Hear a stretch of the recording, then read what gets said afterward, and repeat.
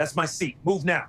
This is my confirmed seat. Check the manifest. Sir, Vacate or security will remove you. this is my plane. Move or you're off. A seat on an airplane is more than just a spot to buckle up and endure the journey.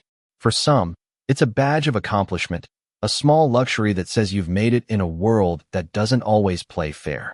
For Marcus Thompson, a self-made billionaire in the software industry, Seat 1A was nothing more than his confirmed reservation back to the West Coast after a grueling week of deals. But for a flight attendant whose biases ran deeper than she let on, the image of a black man reclining in the most coveted spot on the plane was a glitch in the system she felt compelled to correct immediately. The clash that unfolded was over in under 5 minutes, but it unleashed a storm that echoed from the narrow aisles of the aircraft to the executive suites of Fortune 500 companies. This is the account of how a quiet moment of prejudice snowballed into the dismissal of an entire flight crew right there on the runway, and how one man's steady composure turned out to be the ultimate equalizer at 35,000 feet. The Premier Lounge at O'Hare International Airport in Chicago was a bubble of refined calm amid the airport's endless buzz.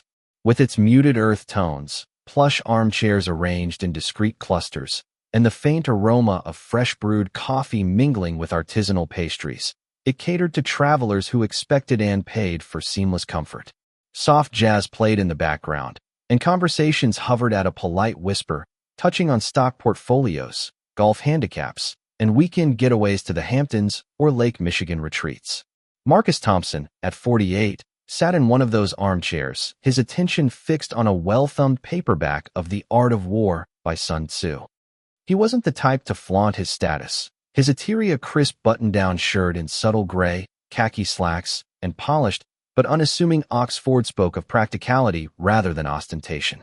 His face, marked by fine lines from years of late nights and high-stakes decisions, held a thoughtful intensity.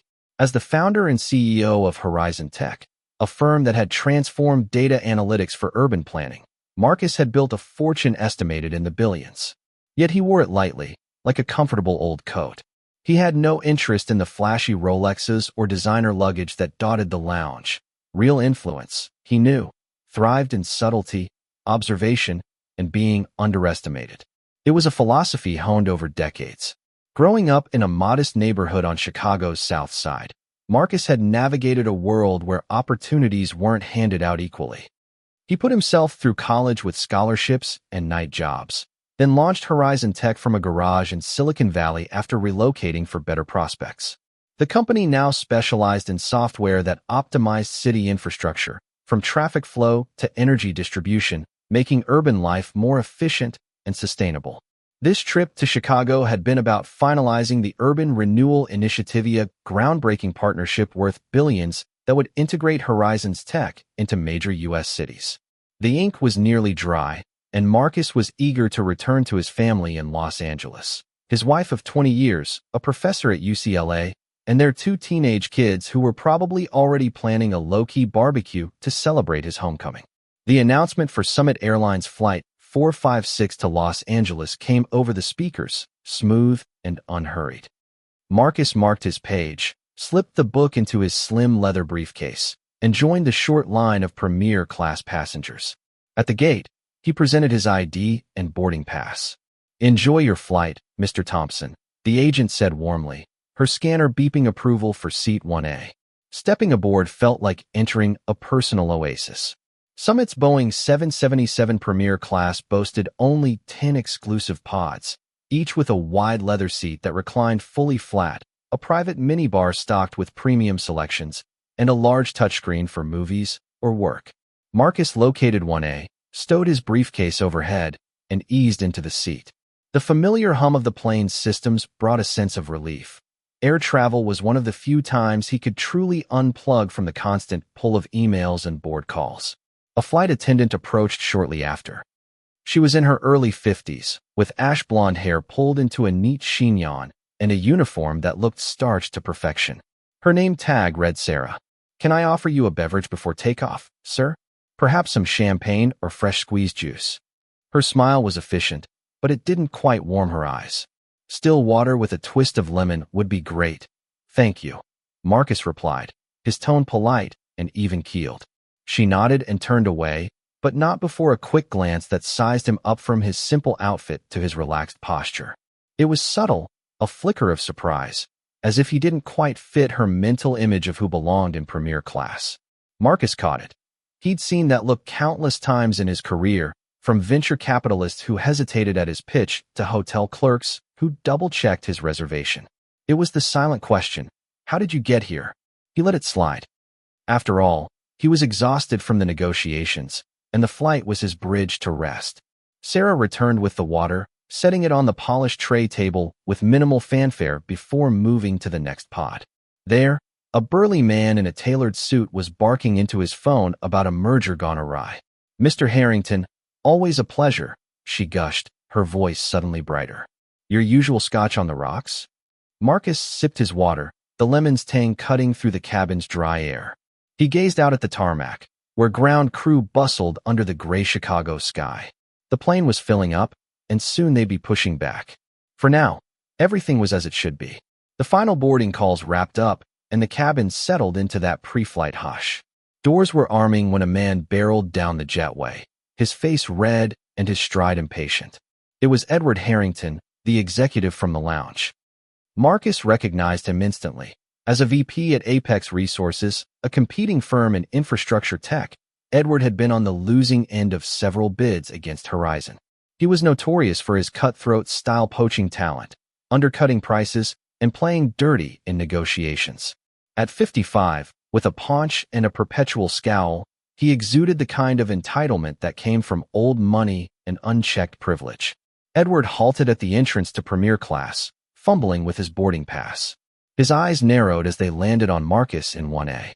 A vein pulsed in his forehead. He stormed forward, his roller bag clipping the edge of Marcus's pod. "Excuse me," he said, voice booming enough to draw stares. "You're sitting in my seat." Marcus looked up calmly from his book. "I don't think so. This is 1A, and it's mine." "I know damn well what it is," Edward snapped, thrusting his boarding pass forward. "And it's assigned to me." "Look," Marcus glanced at it. "Indeed, 1A. Without flinching, he pulled out his own. "Mine says the same. Looks like a booking error. The crew can handle it." Edward huffed, his face flushing deeper. "There's no error on my end. You need to get up and move." Now, before Marcus could respond, Sarah appeared, her expression all concern for Edward. "Is everything all right, Mr. Harrington?" "No, it's not," Edward barked. "This gentleman is in my seat." He gestured at Marcus like he was an inconvenient obstacle. Sarah's demeanor shifted as she turned to Marcus, her tone now laced with condescension. "Sir, may I see your boarding pass?" Marcus handed it over. She compared the two, confusion flashing briefly before she made her choice. She knew Edward a frequent flyer, a complainer who could make trouble. Marcus was an unknown. "It appears there's been a system mix-up," she said, directing her words at Marcus. "But Mr. Harrington is a valued Platinum Elite member. We'll need to accommodate him first.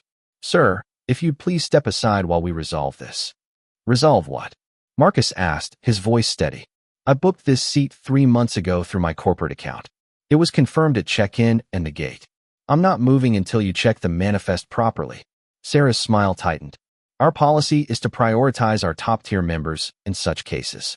Perhaps your reservation was an upgrade that didn't process correctly."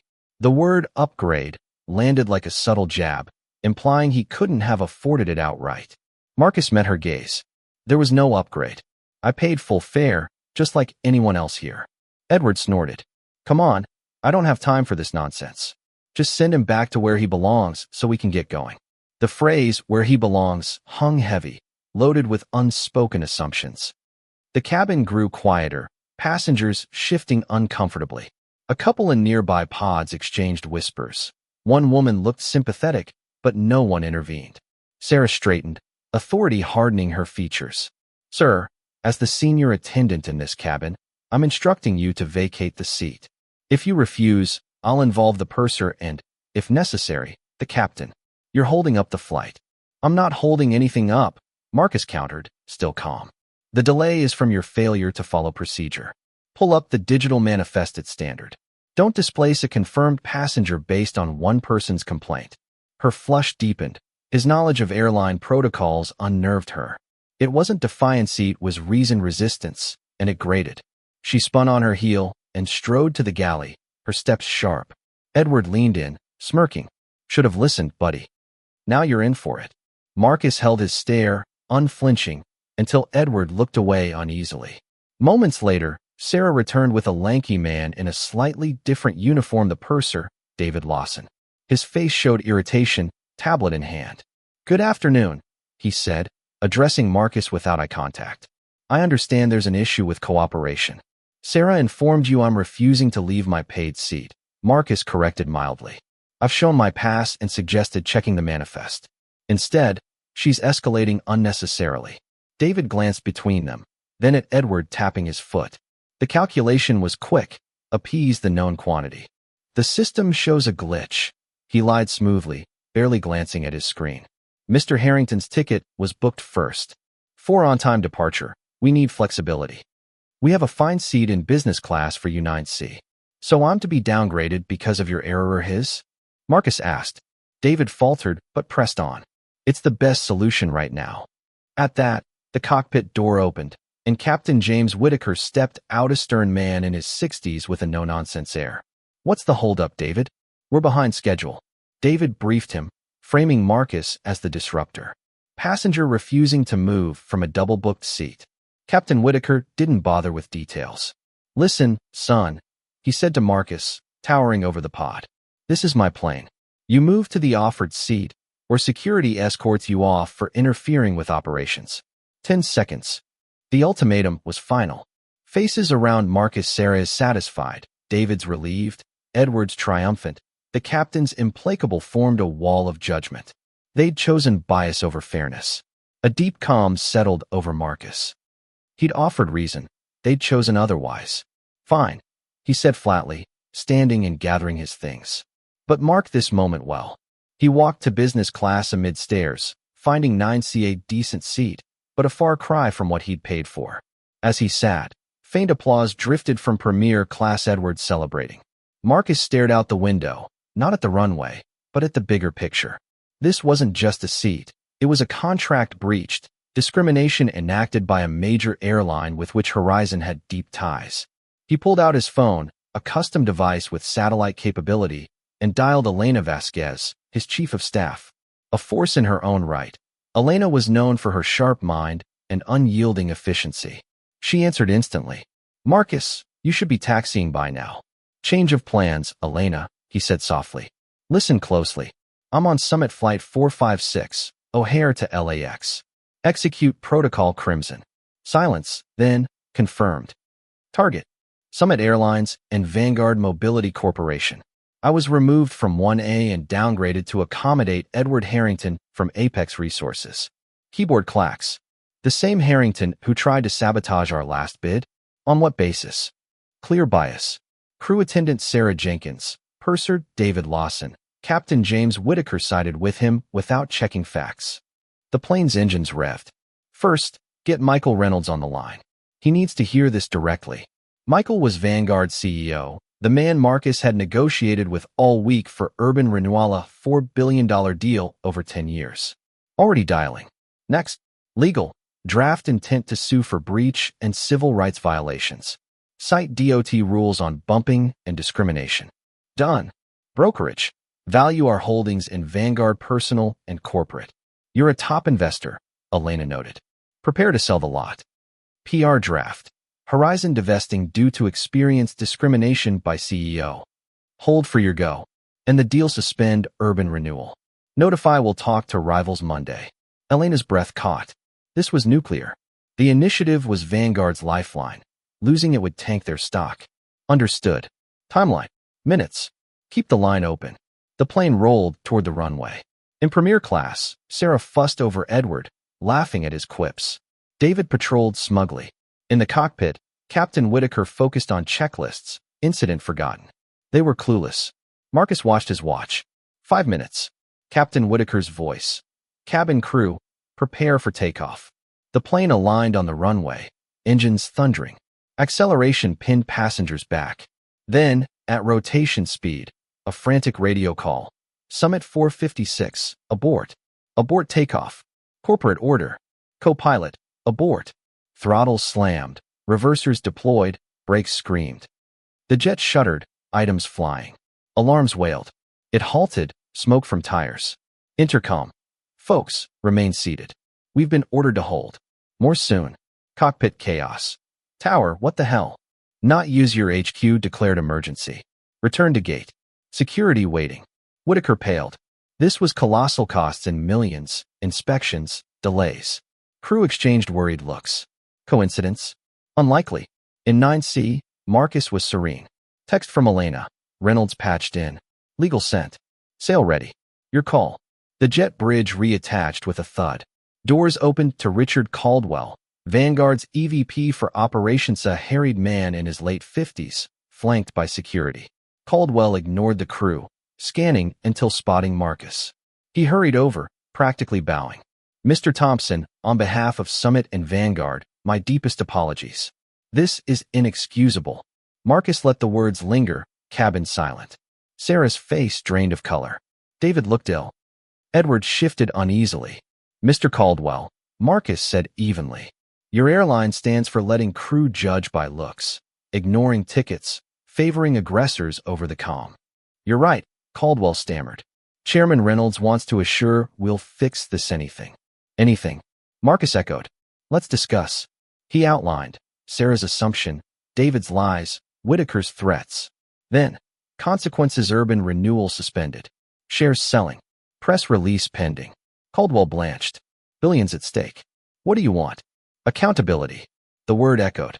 Caldwell turned executioner. Sarah Jenkins, David Lawson, surrender IDs. You're terminated. Sarah gasped. It was a mix-up that cost billions. Caldwell roared. Your bias tanked our deal, stock. IDs now. Trembling, they complied. Captain Whitaker out here. Whitaker stormed in. What's this? You're relieved. Violated regs, escalated bias. Career over. Whitaker deflated, public humiliation complete.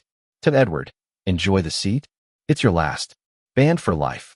Your board will hear how you killed the deal. Edward stammered, world crumbling. Caldwell to Marcus, private jet ready. Passengers compensated. Marcus stood. Deal on hold, sail primed. What more? Not for me, for the next like me. Announce anti-bias training, mandatory, expert-led, tied to bonuses. Press by Monday. Done. Caldwell breathed. Marcus exited, leaving wreckage. In the end, this wasn't merely about a seat. It was a reminder that genuine power is quiet resolve against injustice, and prejudice exacts a heavy toll. The crew learned it brutally. Careers ended in moments. What do you think about the outcome? Was the airline's response justified, or just self-preservation? Share your thoughts in the comments, especially on violence and injustice in everyday life. Take a stand, express your views.